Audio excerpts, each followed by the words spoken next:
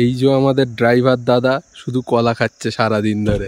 এনার ফেভারিট খাদ্য হচ্ছে কলা। আমরা এসেছি এখন দিরাংয়ের মনেস্ট্রিতে।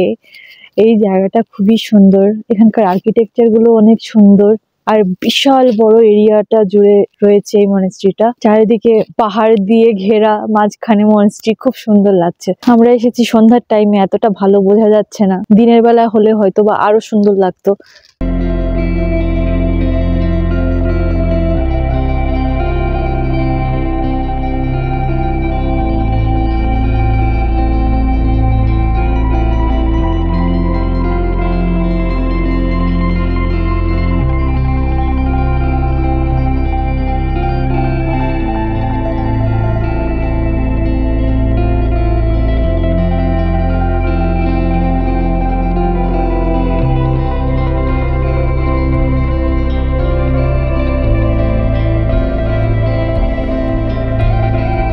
খুব সুন্দর জায়গা এবং মনেস্ট্রিটা খুবই সুন্দর, বহুত পুরনো।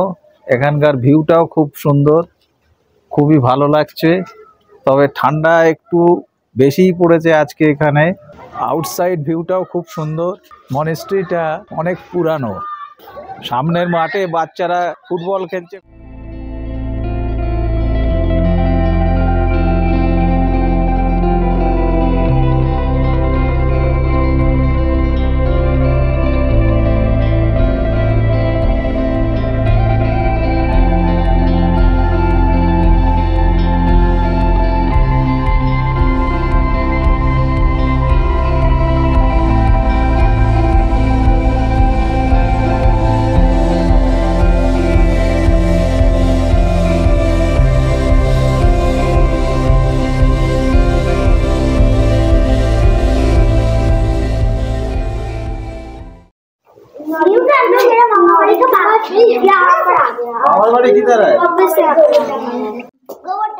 পাহাড়ে ঘেরা দিরাং মনেস্ট্রির এইটা হচ্ছে ইনসাইড ভিউ।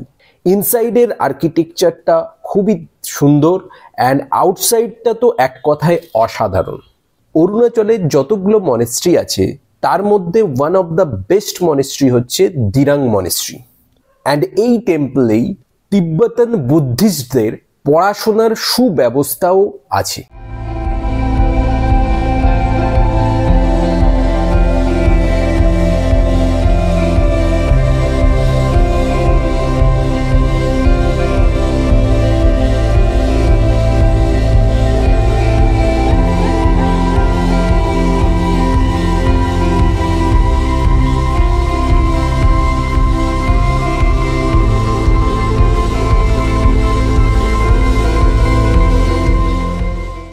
দিরাংয়ে আসলে আপনারা এই জায়গাটায় অবশ্যই আসবেন। এটা মার্কেট প্লেস, এখানে বিভিন্ন ধরনের হোমস্টে পাবেন। আপনারা বুকিং করে আসতে পারেন অথবা আপনারা এখানে ডাইরেক্ট চলে আসতে পারেন। অ্যান্ড হোটেলগুলো আমি দেখিয়ে দিচ্ছি। এখানে বিভিন্ন ধরনের হোটেল আছে, এগুলো সার্চ মেরে আপনারা আসতে পারেন।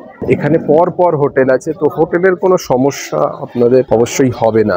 যদিও আমরা দিরাংয়ে ওয়ান নাইট স্টে করেছিলাম, আপনারা যদি মান্ডালা টপ অ্যান্ড অ্যাপেল বাগান অ্যান্ড কিউই বাগান দেখতে চান তবে এখানে 2 নাইট স্টে বেটার হবে। কাল আমরা দিরাং থেকে তাওয়াং যাব, অ্যান্ড যাওয়ার পথে দিরাংয়ের যে সাইট সিন সেটা করতে করতে যাব। নেক্সট ভিডিওতে আমরা সেই সাইট সিন নিয়েই আসছি।